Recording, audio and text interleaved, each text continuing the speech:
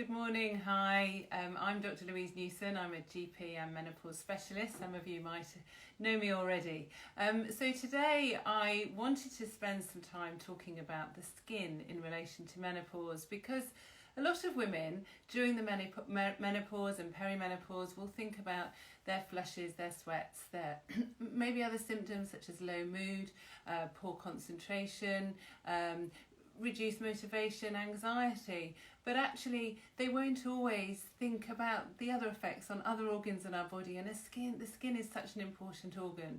So I'm really delighted to have consultant dermatologist Dr. Sajjad Rajpar, who works at Belgravia Dermatology, to share his brain, which is huge, with us. So I'm just going to connect works. We had some technical problems last time, so we're hoping this time we'll be able to save it and share with as many people as possible. So good morning. Hi. Good morning, Louise. How are you? So good. So we'll keep talking and hopefully we won't be pushed out. Last time I think we did it in a very busy time for Instagram, so we just got disconnected. So so I'm going to keep my glasses on so I can read some of the questions that are going. So some of you might have listened to bits of this last time, some of you might be new, so we're going to recap a bit, but we've had so many questions, haven't we? Yes, we have. Something, and this is a reflection that women are struggling. We know they're struggling with the menopause, but they're struggling with their skin as well. So before we go straight into it, can you just tell us a bit about you and who you are and what you do and what your training has been, if that's okay? Yes, certainly. So my name is Dr. Sajjad Rajpar, and I'm a consultant dermatologist. And that means I specialize in issues relating to the skin and the skin only. Dermatologist is not a protected title, so as we discussed last time, anyone can call themselves a dermatologist, but a consultant dermatologist's training will involve completing medical school and then completing training in general internal medicine, and following that, carrying out specialist training for 4 or 5 years just in skin disorders. I practice both in London and in Birmingham, and I practice providing private appointments. And at the moment, we're offering video consultations given the circumstances, and these have proved to be reasonably popular and helpful. And I was quite interested to see how many skin concerns have been raised in the comments section, and several sort of common themes, Louise, Absolutely. that we're picking up now. Try and go through them. So I think just to sort of take a step back, I think what you're saying is so important, and if anyone is seeing a skin specialist, it's really important to look at their training, because so much of the skin is not just a cover for us, it's what happens internally in our body. So it's very important to see someone who is a general physician, so a medical doctor who has specialized in dermatology. So before we start thinking about the menopause, just tell us about the skin, because a lot of us think it's just something that covers up our muscles and our bones and our internal organs and keeps us maybe warm because it's got a bit of fat below it. But there's so much more about it. So could you just explain what the skin does for us? Yeah, the skin is a really important organ, and it's the biggest organ in the body. And it's very, very biologically active and carries out loads of functions. So one of the most important things is that it keeps the outside out and the inside in. So it's our final barrier in protecting our bodies against injury, infection, ultraviolet radiation. And also the skin forms vitamin D, so it stimulates hormone production and carries out lots of immune functions. So it is a defense mechanism of our bodies. The skin also keeps water in and keeps our body's water balance in check, and also helps us maintain our temperature. So when somebody's got a skin disorder, they may have problems with retaining fluids and they may become dehydrated, and they may also not be able to maintain their temperature. The skin is a really vital organ in the body. And it is important to understand that the skin can reflect internal conditions. And many disorders of the skin may be caused by imbalances elsewhere and issues with other organs such as the liver, the kidneys, or hormonal issues. So it's so important, and it's a very dynamic structure. So it's changing with us all the time. And as you say, hormones are very important. So if we think about the hormones that change during the perimenopause and menopause, so perimenopause is the time when periods start to change, either in nature or frequency, and women experience menopausal symptoms.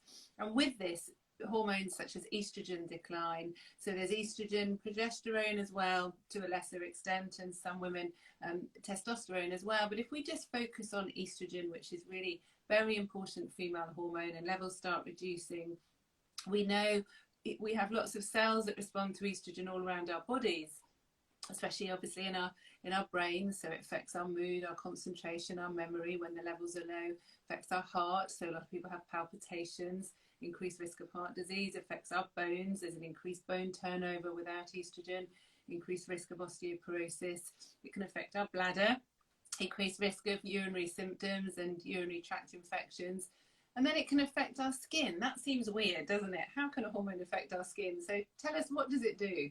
Well, yeah, I think what you've just said is that there are receptors for estrogen all over the body, and the skin is no exception. And in fact, many studies show that there are estrogen receptors in virtually all the types of cells in the skin, and therefore estrogen must be contributing to several different functions of the skin. It's amazing. And I think, and just sorry to interrupt you, but were you taught any of this when you were at medical school? No. And No. I only myself put two and two together with accumulated experience, and actually because of our sort of sharing of patients and understanding and appreciating evolving themes and general themes that kept repeating themselves. Yeah. So, and then that led me to go back and actually look at the literature and actually see there has been research in there, but it's just not publicized. Or taught on, because other organs, perhaps the bones, the heart, the brain, they perhaps are considered as higher priority, but the skin certainly causes a lot of distress. And certainly ladies who come off HRT will miss the effects that HRT has on their skin. Yeah. So talk us through estrogen. How does it affect the skin then? Which cells is it most important for? So if we know that, it's easier then, isn't it, to understand how low estrogen can affect the skin? Yeah, I think that's a really good way of looking at it. And I think first you just need to understand that there are two important layers in the skin: the epidermis, which is the top layer, and the dermis, which is the second layer. And the estrogen will affect both layers. Now, in the top layer, the epidermis, one of the most important functions of estrogen is the stimulation of the hydration mechanism. So estrogen promotes the natural hydration mechanisms of skin. So if your estrogen levels drop, then your skin becomes dehydrated or dry. If your skin becomes dry, it's not going to look perhaps as healthy, but importantly, it's going to start itching and feel uncomfortable. And we find that up to 40% of women in the perimenopause and menopause complain about dry and or itchy skin. And this seems to be the #1 skin complaint. And estrogen does three things to the skin in terms of dryness. It causes the production of hyaluronic acid, ceramides, and sebum. Those are your natural three moisturizers, your body's own moisturizers. And if your body's own moisturizers go down, your skin becomes dry. And you can actually try managing that with artificial moisturizers. And we can talk about that when we come around to treatments. So the second most important effect of estrogen is in the second layer of the skin, the dermis. And estrogen causes cells to produce collagen. And we all hear the word collagen in all sorts of adverts for creams, procedures, therapies. But, you know, what is collagen? Collagen is a protein that gives structure to the skin. It gives the plumpness and the fullness to the skin and the actual texture. So if collagen levels go down, then the skin does not look as plump or as full and starts to show lines and wrinkles. The skin also becomes more fragile and does not heal as well, for example, after a cut, an injury, or an operation. And the skin thins quite rapidly after menopause. Ladies will lose 30% of their collagen in the first 5 years. That's a third of the support structure of the skin. I think that's quite an amazing amount. It's a huge amount, isn't it? And I think certainly, we know that with bones as well, don't we? So a lot of bone loss is lost very quickly after even during the perimenopause, and certainly at the time of the menopause. And to hear this about collagen, which is it's not just about having youthful looking skin, it's a really important structure, isn't it? Well, absolutely. And the rate of the decline, the speed at which the skin thins is proportional to the speed at which bones thin. And that was known since the 1940s. But it's just not something that's shared very much. No, and I think it's interesting because you were saying before about the bone loss in the jawline, for example, and then the skin loss with the loss of elasticity, the loss of structure. It really affects visually people's appearance, doesn't it? Yeah, absolutely. And if you want to say the bones are the structure under the skin, so if the bones are shrinking, and we know in women, as soon as they approach the menopause, they have a disproportionate rate of shrinking of the bones in the lower face. So you often find that this area, the jawline and the chin, shrink faster than the rest of the face, and the skin has lost its elasticity and plumpness, and we start to get sagging and heaviness as well as lines and wrinkles. And I think that can really negatively affect somebody's self-confidence. Absolutely, yeah, and one of the symptoms of the menopause is lack of self-confidence, low self-esteem, low self-worth. A lot of women tend to put on weight during the menopause because the body's trying to conserve estrogen, which is produced by fat cells. So generally we feel worse anyway, and then we look at our skin that we're, it just compounds that as well. And we know, I've already said, how estrogen is important for the cardiovascular system, so the blood supply. We know that blood flow is better, the blood in our body, and there's less inflammation in the lining of the blood vessels. But there's a lot of blood that flows to the skin, isn't there? And it's important that we have good blood flow to the skin to provide nutrients, but also to take away the waste, isn't it? Oh, absolutely. And the skin cells regenerate quite quickly. So you will have heard that the skin cycle is 28 days. And that is actually loosely true, that in the epidermis, we've got a reservoir of cells at the bottom which mature, and then we shed skin cells all the time. And of course, to produce cells, we need energy, and we need good blood flow to deliver energy to the skin. Yeah. So all these things, so dry skin, itchy skin, some people get this thing called formication, don't they? Explain what formication is. Dryness and itchy can, and if you've ever suffered it, can absolutely drive you mad. It can actually keep you up at night. It can stop you from doing things you'd otherwise do. And it can be really embarrassing depending on which areas of your body it is. And there are times when some people can actually think that the sensations caused that lead them to itch might be caused by things in their skin. And it's easy to believe that. And it may be that actually in some instances that the estrogen that keeps the nerve endings healthy is actually missing. And so the nerve endings in the skin are not particularly healthy. And it's those nerve endings that are contributing to triggering the itch alongside the dryness. And so some people can really feel that there might be things on their skin that are driving them to be itchy. And that's where sort of the formication comes in. Yeah, and it's really disabling. I've seen some women who, they describe this spider sensation crawling under their skin, and they've got nothing visually, no rash. So they're told, oh, well, there's nothing wrong with you. But of course there is, and internally, and like you say, the nerves, all the cells in our body respond to estrogen, but the nerves are no exception. A lot of people get pins and needles. A lot of people get dizziness, vertigo, tinnitus, and also, like you say, these experiences, weird sensations on the skin. So, and people often don't link them with the hormones.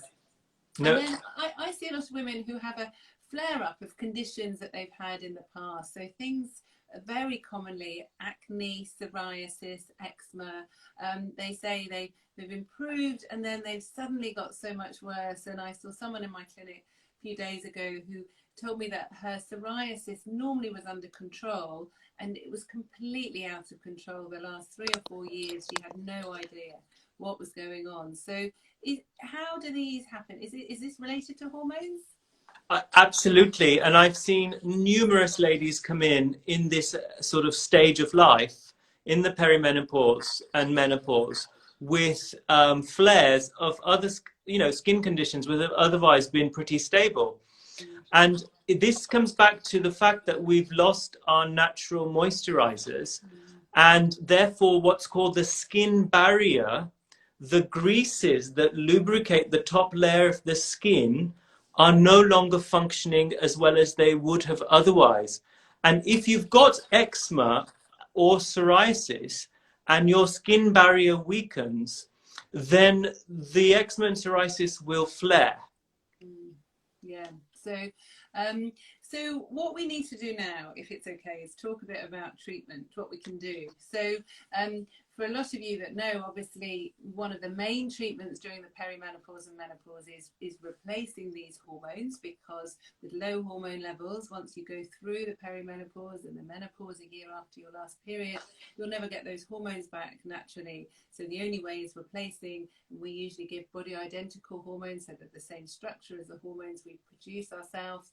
There are different types, there are different doses. I'm not going to go into it now because I've done a whole Instagram live on HRT and menopause and everything else. But just a summary note of that really is that for the majority of women, taking HRT provides more benefits than risks, because it can improve symptoms, but also lower future risk of heart disease, osteoporosis, dementia, diabetes.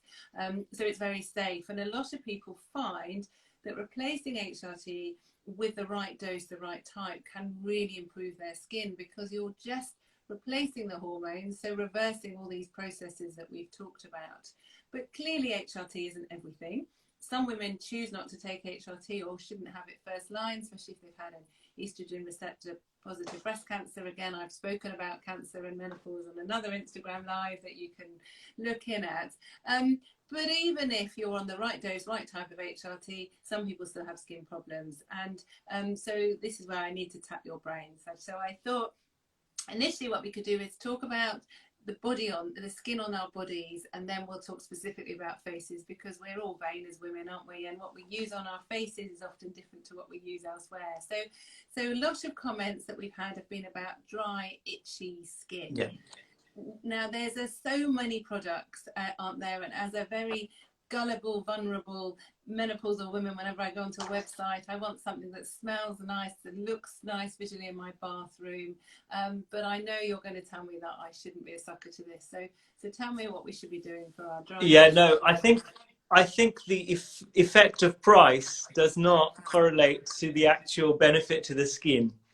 Of many products. So it is important to be looking for the right type of product and making sure that that product actually suits your skin. And we can talk about general principles of good skincare, and you know, people could take that away and then try and fit out the right products for themselves.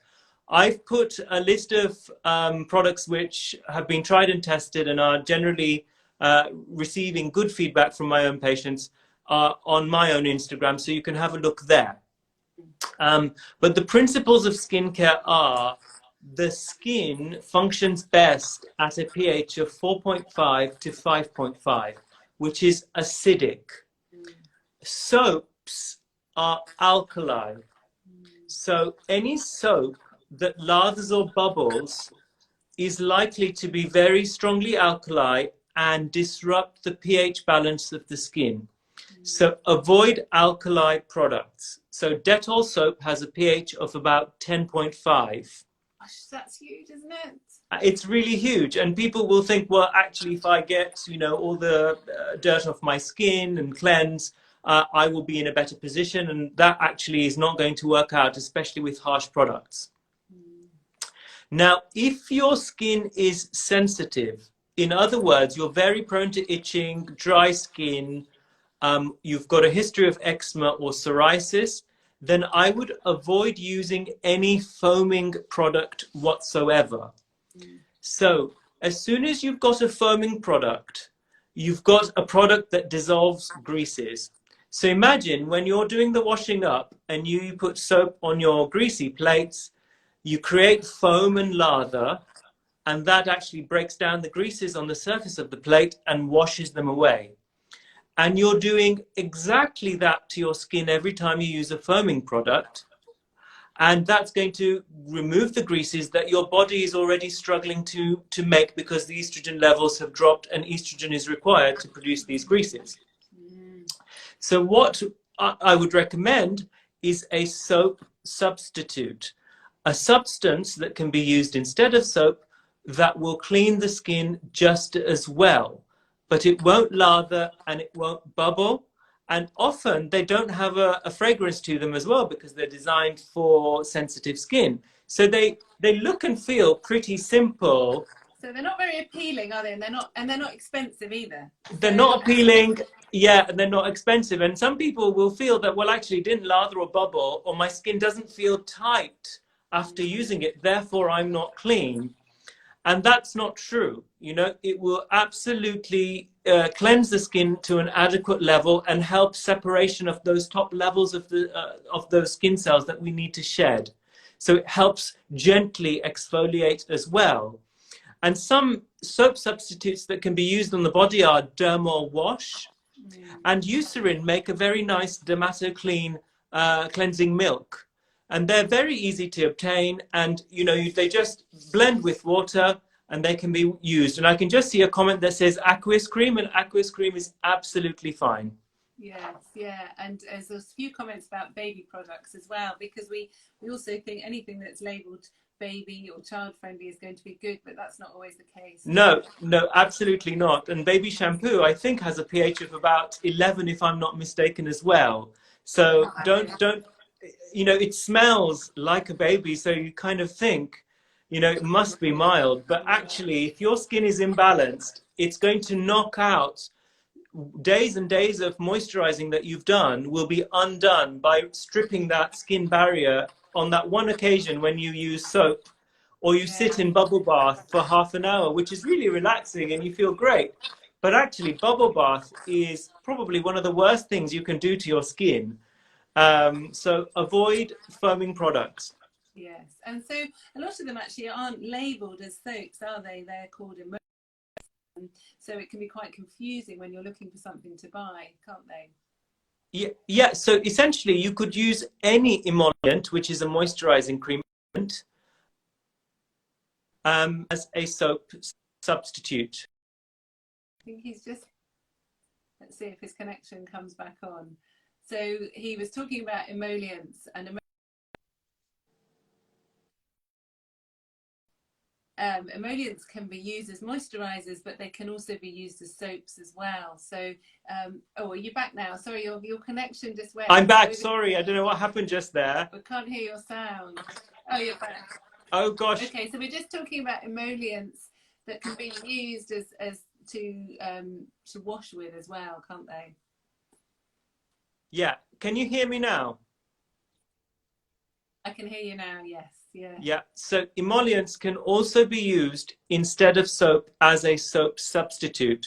So there's a product called Cetaphil lotion that can be used with water and used instead of soap. Yes. Yes. So, and then once we've washed ourselves, what moisturizer would you recommend? The same emollient or something different to use on our bodies? Absolutely. The same emollient is possible. Now, I generally suggest to people to try a few because there will be preferences. And often those that have silicone-based oils are going to feel lighter and less sticky. And so often lighter moisturizers are better for the daytime. Mm.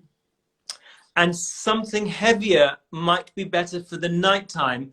Unless, of course, it's very hot, in which case, if you put a heavier moisturizer, there will also be heat trapping and you're going to feel itchy and uncomfortable if you trap a lot of heat. Mm. So many moisturizer brands will produce products called lotions, which are lighter, and creams, which are heavier. Oh, that's great advice, yeah. So, for example, CeraVe is a very nice product which I use at the moment, And I like them because they've put the 3 fats in the skin which are missing as we get older and as we face estrogen deficiency: the ceramides, the fatty acids, and hyaluronic acid. But the nice thing is that they make a lotion which is light, which goes in really easily. 5 minutes later, I can type and I don't feel I'm leaving a mess everywhere. And then I use a cream at nighttime, particularly, for example, on the legs, where we all feel very dry. The legs are very bad at producing their own sebum and greases, so the legs dry out the first and get the itchiest the first. So you might want to put something heavier like a CeraVe cream at night. So Aveeno also make, several items in their ranges, and that's a nice, they've got a very nice moisturizing yogurt that I quite like. And there are some more medical ones called Diprobase cream and Diprobase ointment, which are actually available on prescription. So if you've got a skin disorder like eczema or psoriasis, you may be able to get those on prescription. So it's worth, and it's definitely worth exploring and trying. And then, moving on to our faces. You were talking last time that, and a few people have mentioned already today, this morning, about the A, B, C, and D, wasn't there? So yeah, just go through that. Glad that went down well. Okay, so what we're trying to do is A, stop the collagen being reduced, and B, try and improve the levels of collagen. So I might just introduce another sort of little mnemonic, which is SSS. So this is to try and stop the collagen going down. And what we need to avoid are sun, smoking, and stress. Okay? The evidence is strongest for sun and smoking. Perhaps stress is less. Now, sun is super duper important because ultraviolet light breaks down collagen. It's as simple as that. You won't see the effects immediately. It takes years to accumulate. But as skin gets more and more sun exposure, the collagen, not only does it reduce, it actually becomes, when you look at it down the microscope, it just looks yuck. It looks not right. It doesn't orientate itself right. And it gives this yellowy color to the skin, which dermatologists call solar elastosis. So we want to be using a factor 50 sunblock on the face. And there are a couple of mistakes that people make with sunblocks. The first is that they don't put enough. And for your face, you need a 1/4 teaspoon. And if you care to measure it out, it's quite a bit. Yeah. So if first few times, I would actually get a 1/4 teaspoon measure and see what that actually means. And you only get the factor rating on the packet if you put a 1/4 teaspoon on your face. The second mistake people make is that they rely on their makeup products, which may contain SPF. Now, if you need a 1/4 teaspoon to get the SPF on that packet, you'd need a 1/4 teaspoon of foundation or of any powder, any compact powder that you might use, which is way beyond what you would cosmetically find, reasonable or acceptable. Yeah. And the third mistake is that people don't put sunblock on enough. They need to put sunblock on every 2 to 3 hours because we sweat it off, it breaks down. And luckily, sunblock technology has got really good in the last 5 years, and there are several tinted products that could be used instead of a foundation in makeup. And Heliocare make a very nice selection. They make a very nice oil-free gel. La Roche-Posay make a nice set of products for the face.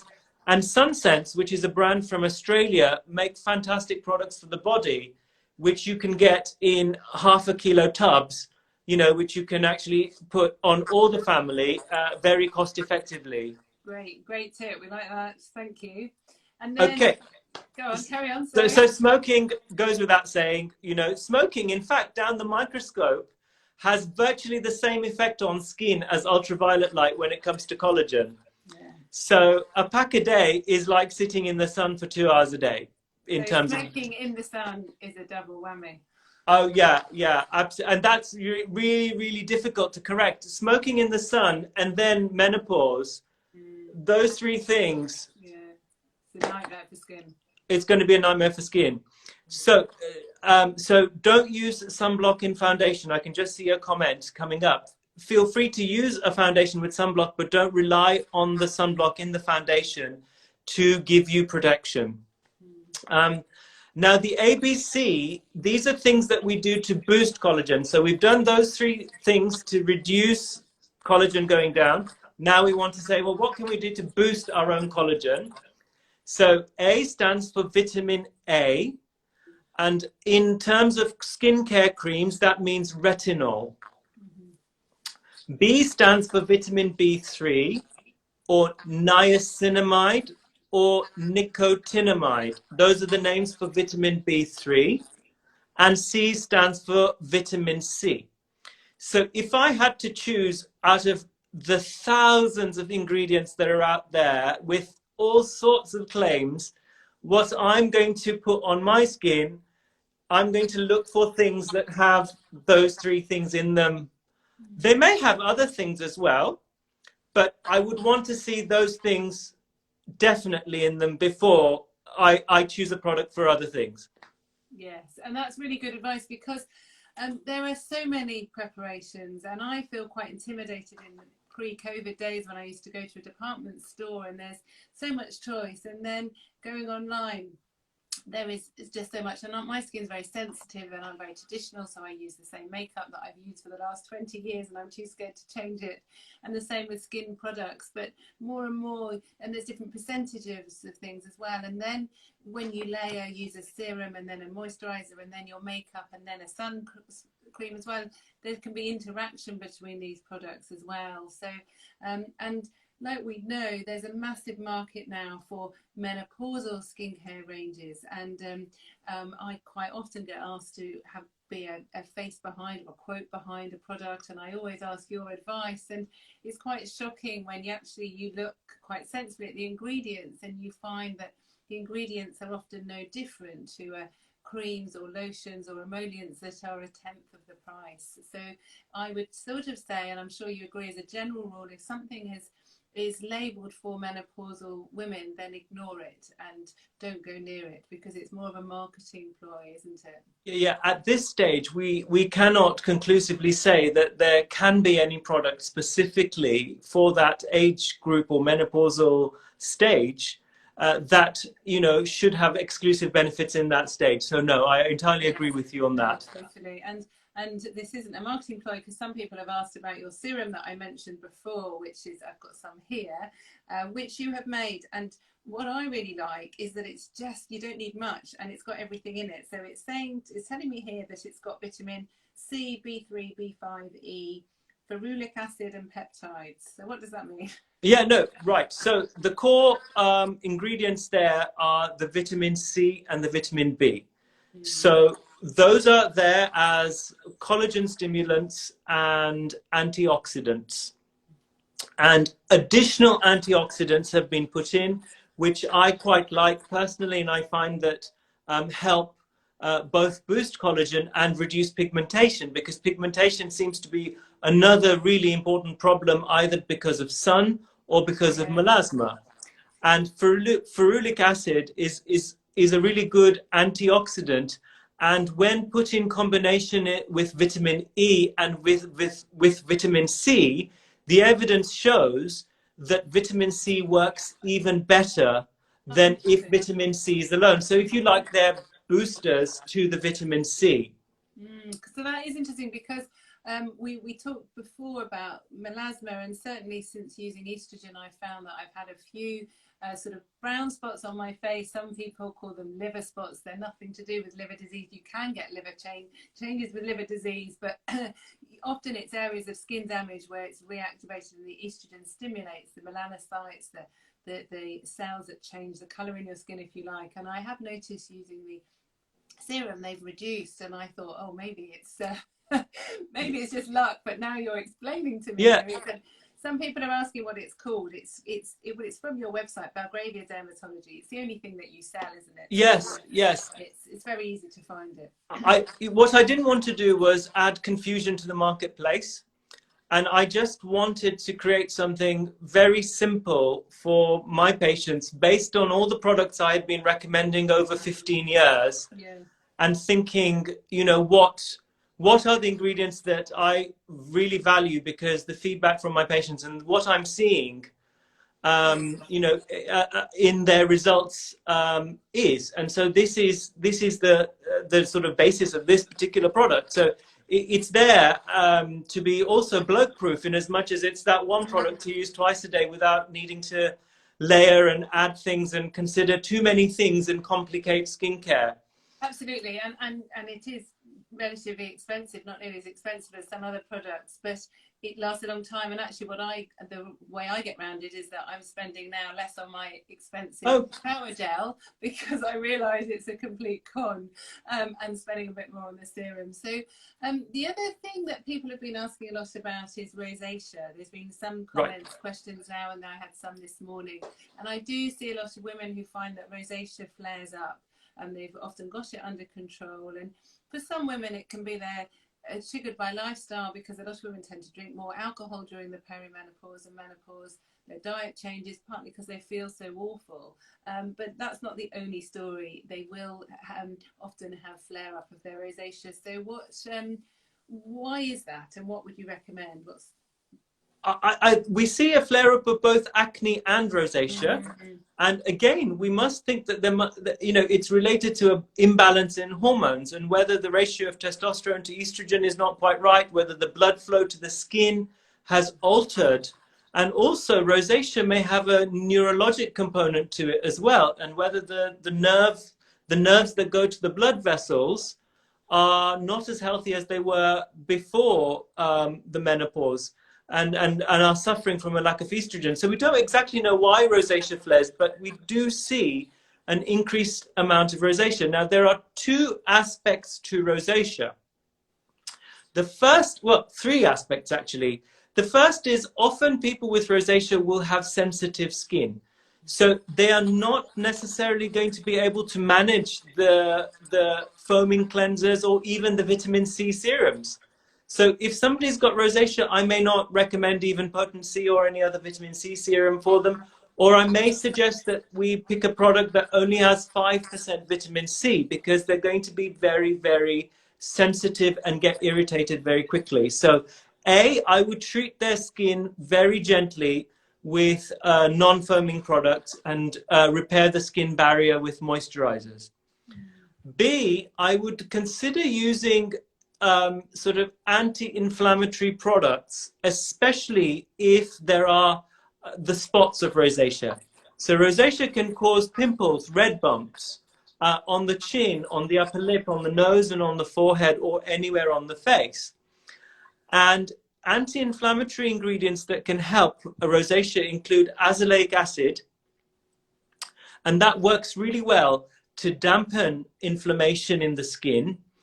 And there are other anti-inflammatories that are actually better available on prescription, including metronidazole and other antibiotic products. So often, if azelaic acid, which can be bought from several ranges, including the Ordinary and a couple of other manufacturers, if that hasn't worked alone, then the next step will be prescription products. So it's very important to seek help and advice, and it's very easy now, isn't it, to get the wrong diagnosis. I know my teenage children are often on Instagram looking at different things, and they're looking at different skin conditions when they're worried about their spots. And you can very easily, if you're not qualified, sort of think you maybe got rosacea, and it won't be. It will be something else, or another condition like seborrheic dermatitis. And so it's really important that you don't start meddling without good advice. So a lot of people I see put steroid cream, a hydrocortisone cream, on something itchy on their face. Yeah. And if it's got infection, it's going to make it so much worse, isn't It, it? it's do you know that I'm so glad you've said that, because it is really difficult to get skin advice, and so we're very tempted to self-diagnose, Yes. and we can reach the wrong conclusion. And it is possible for somebody to have seborrheic eczema, rosacea, and acne all at the same time. Yeah. And the treatment for one will probably aggravate the treatment, the condition, the other condition, and vice versa. So we're often finding ourselves in a delicate balance and really trying to pick the correct skin products that help just tweak each condition so that everything is just dampened down and under control. And it can take several attempts at getting things right, because skin can be quite complex. Absolutely, and it's so important that people get the right advice. Clearly, I'm not a skin specialist. I'm a general practitioner, so I do know the basics about skin. But it's absolutely wonderful to be able to work with someone like you, because for a lot of women, their skin really affects their self-esteem. And we've done a podcast, haven't we, about skin, but we've also done one about hair loss, because this is another area of interest that you have, that we haven't got time to go in today, but hair changes during the perimenopause and menopause. And it's not just related to hormones, there are other reasons as well. So if you go to the resources section of my Menopause Doctor website, and under podcasts, you'll see two pictures of myself and Sajjad, one about hair loss and one about skin changes. And those are definitely worth a listen. But also, it's not just about what we put on our skin, is it? It is about within. What we eat, isn't it, and how we sleep and how we look after ourselves. Oh, definitely. I think the skin will respond to your lifestyle. So if you neglect yourself, you're not going to look as well or as healthy than if you don't neglect yourself. And in fact, there are actually studies that say that people who don't take care of themselves, don't visit the dentist, and don't use sunblock, just three things, so lifestyle, dentist, sunblock, may look between 5 and 10 years older than people who do. And it doesn't have to be an expensive thing. It's not something that but there are sometimes life circumstances that can make things difficult, and stress and sleeping well can be affected drastically in some people. But if the overall trend is to look after yourself, and also there is some belief that perhaps sugars are not good for your skin, because sugars can attach themselves to collagen, and that's called glycation. And it happens in other organs, but it also happens in the skin. So high sugar diets, and that's what we end up doing when we're stressed, don't we? Yeah, and I think that's very, very interesting, because when I was at medical school, we were taught that certainly people with acne, for example, it doesn't matter about their diet. You can reassure teenagers they can eat as much chocolate and sugary food as they like, and it won't affect their diet. But there is increasingly evidence, isn't there, that sugar, but also processed food, can be really bad for the skin. And we know there's so much we more need to know, but there's a lot about processed food that increases inflammation, and any low-grade inflammation in the body increases our risk, obviously, of obesity, heart disease, even osteoporosis, and certain types of cancer that increase during the menopause, but actually it can have a negative effect on the skin as well. And certainly things have changed, haven't they, over the last 20 years? And I'm sure as a skin specialist, a dermatologist, one of the first things you would consider is someone's diet as well. And there's so much hidden sugar in food as well, that people say often to me, I haven't got a sweet tooth, I don't eat sweets, I don't eat chocolate. And when I ask them what they eat, they're having ready-made food with processed sauces, a sort of bolognese sauce, and the sugar content in these is huge. And then they have a low-fat diet because they're worried about putting on weight, clearly, and fat.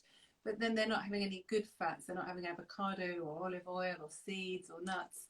And all these are really good, aren't they, for our skin? Oh, absolutely. And the skin barrier is composed of good fats. So fatty acids from the diet are required to produce all the fat that is there coating our skin and protecting it. And in fact, the skin requires cholesterol, fatty acids, and ceramides to create this skin barrier that is so important to us. Yeah, so we need to look about a diet. And then a few people have asked about supplements. There are so many supplements out there, and I kid you not when I tell you, a lot of people come to me in my clinic with carrier bags of supplements they're either taking or they've tried taking, and often spending a significant amount of money every month on these products. So are there any supplements that you would recommend for your So skin? at this stage, I could not say hand on heart that I've seen the evidence strong enough to support taking any supplements when somebody's diet is balanced and adequate. So unless there's a deficiency in the diet, so unless somebody is low in a particular vitamin or in iron, I would not, make any recommendation, and I do not make any recommendations to my patients regarding supplements.